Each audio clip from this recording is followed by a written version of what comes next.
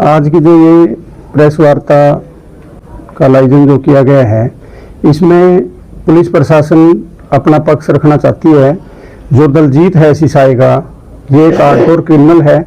इसके खिलाफ करीब 60 के आसपास केसेस दर्ज हैं और ये पुलिस का हिस्ट्री शीटर भी है।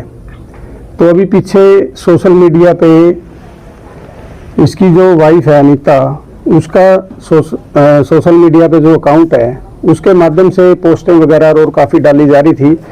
और एक रोहतास नाम का जो व्यक्ति है, जींद डिस्ट्रिक्ट का रहने वाला, वो इसका संचालन कर रहा था। तो अब इंस्टाग्राम में जो होता है आईडी जो भी है, वो यूज करने के लिए अथॉराइज वही बंदा होता है जिसकी वो होती है, ना कि कोई और आदमी उसको इस्तेमाल करे और यूज करे, जो एडमिन होता है जी। तो इसमें पीछे एफआईआर दर्ज की गई थी जिसमें दलजीत को अरेस्ट किया गया था।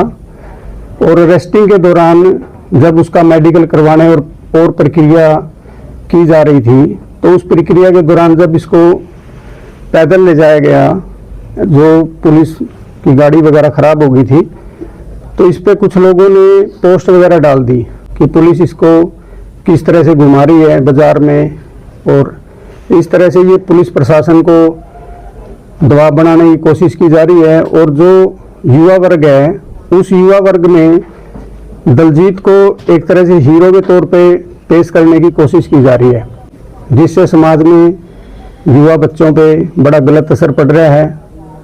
और जो हमारे डीजीपी सर हैं और जो पुलिस अधीक्षक महोदय सर हैं, इनके डायरेक्शन से, आदेशों से, और जो सरकार की पॉलिसी है जीरो टॉलरेंस की क्राइम के ऊपर, उसको अच्छी तरह से क्राइम कंट्रोल करने के लिए पुलिस हर तरह से मुस्तैद है और कार्य कर रही है जोर शोर से।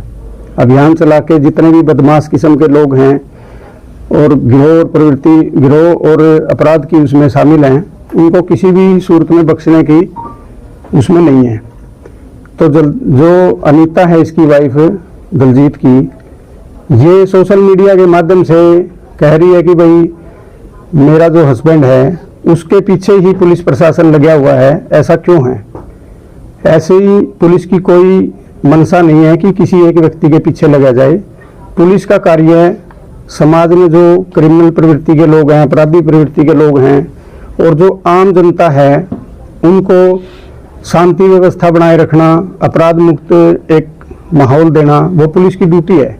पुलिस अपनी ड्यूटी कर रही है, चाहे उसमें दलजीत हो चाहे कोई और हो। जो भी क्रिमिनल व्यक्ति है, अपराधी व्यक्ति है, उसको किसी भी सूरत में बख्शा नहीं जाएगा। पुलिस अपना कार्य कानून के दायरे में रह के नियम कायदे कानून फॉलो करके कर रही है। इस तरह से किसी आदमी को समाज में अगर हीरो के तौर पे पेश करेंगे, तो जो युवा वर्ग है, युवा वर्ग पे इसका बहुत ज़्यादा गलत इम्पैक्ट पड़ेगा। युवा वर्ग जो है अपने रास्ते से भटकेगा। उनको लगता है कि पता नहीं ये क्या, किस तरह के कितने बड़े लोग हैं, इनके पास पता नहीं क्या क्या है, जो ये पोस्टें वगैरह डालते हैं। जब पुलिस की कस्टडी में होते हैं तो उस टाइम भी ये हाथ वगैरह हिलाते हैं और दिखाते हैं कि कुछ नहीं है। तो इन सारी प्रवृत्ति को रोकने के लिए ही पुलिस मुस्तैद है, अपना कार्य कर रही है। ये दलजीत वांटेड था क्या? दलजीत पीछे वांटेड भी रहा है, फरार भी रहा है। किस बिना पे अरेस्ट किया है अभी? अब तो जो सोशल मीडिया अकाउंट पे पोस्टें डाली जा रही थी गलत भ्रांतियां फैलाने की, तो उसके आधार पे इसको गिरफ्तार किया गया था। ये सोशल मीडिया के माध्यम से पेड अकाउंट एक तरह से पोस्टें डलवा रहा था और इसके माध्यम से पैसा कमाने के उसमें भी प्रयासरत था। ये पैरोल पे था कि नहीं, अभी ये जेल में ही था और जेल के अंदर से भी ये कोशिश करता है।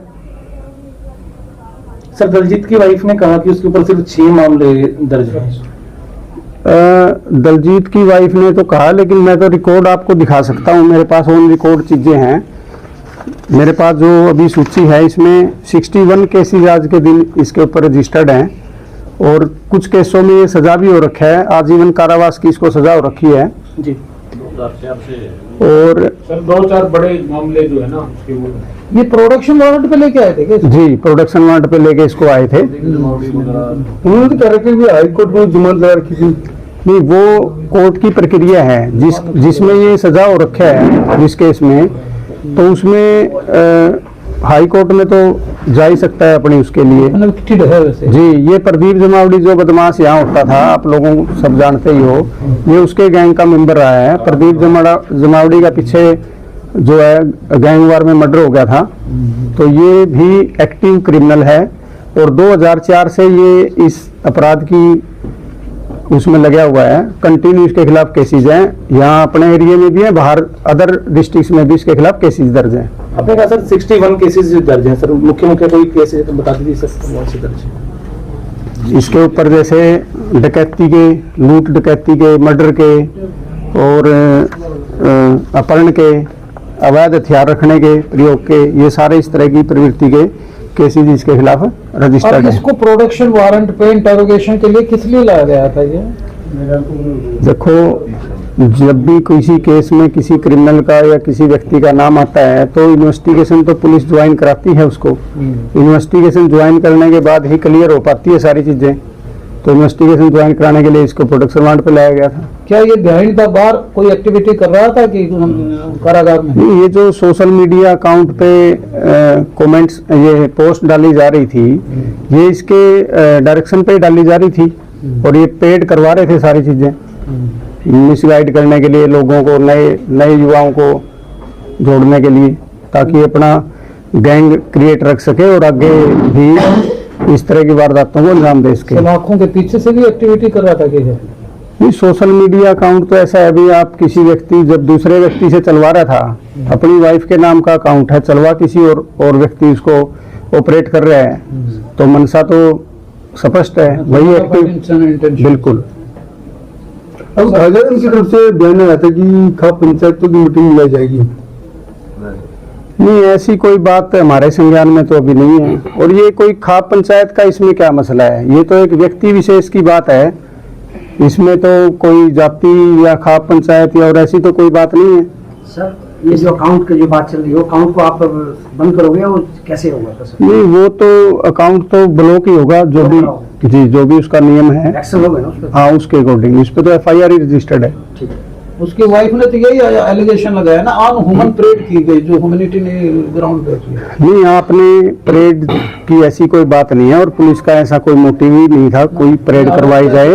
आरोप तो देखो वो कुछ भी लगा सकती है, लेकिन आरोप के पीछे जस्टिफिकेशन कोई नहीं। तथ्य भी होने चाहिए। उसके साथ कोई अनह्यूमन, पुलिस ने ऐसी कोई काम उसके साथ नहीं किया। नॉर्मली तो पुलिस ले जाती भी है, लाती भी है, पैदल भी ले जाती है, गाड़ी से भी लेके जाती है, हर तरीके से अपने काम तो जो नियम है उसी के अकॉर्डिंगली हमने काम किया उसमें। उसको जुडिशियल में भेज दिया। हाँ, वो अब जुडिशियल जा चुके हैं, जेल में है फिलहाल। उसकी पत्नी का एक और आरोप था सर कि ये किसी गैंग से नहीं जुड़ा हुआ है, कोई गैंग का नाम हो तो प्रशासन बताइए, बार बार ये चीजें सुनने में आ रही है। देखो, ये 2004 से एक्टिव है। 2004 में इसके खिलाफ फर्स्ट FIR रजिस्टर्ड हुई थी, तो उस टाइम ये काफ़ी पुराना हो गया मामला, 2004 काफ़ी साल बीत गए हैं। तो 2004 में यहाँ पे प्रदीप जमावड़ी नाम से जो आदमी था, उसका गैंग काफ़ी एक्टिव था, ये उसके साथ कनेक्टेड था। अब इतने टाइम के बाद जिसके खिलाफ 61 केसेज है, तो वो अपने आप में एक गैंग का सरगना है। ये कनेक्टेड भी है, बिल्कुल कन्विक्शन तो हो ही रखी है इसको, कन्विक्शन। तभी तो अंदर है ये। ठीक है। ठीक है सर। सर इसमें 111 जो धारा जो जोड़ी गई है, क्या वो गुंडा एक्ट के अंदर आती है सर? नहीं, ये BNS की ही धारा है, BNS की ही धारा है। जो नया एक्ट आया है हमारा 2023 में, जो 1 जुलाई 2024 से एप्लीकेबल हुआ है, ये सेक्शन उसके अंदर है कि जो लोग बारी बारी अपराध करते हैं, संगठित अपराध करते हैं, ये उनके ऊपर एप्लीकेबल होती है। हैबिचुअल। जी, ठीक है सर।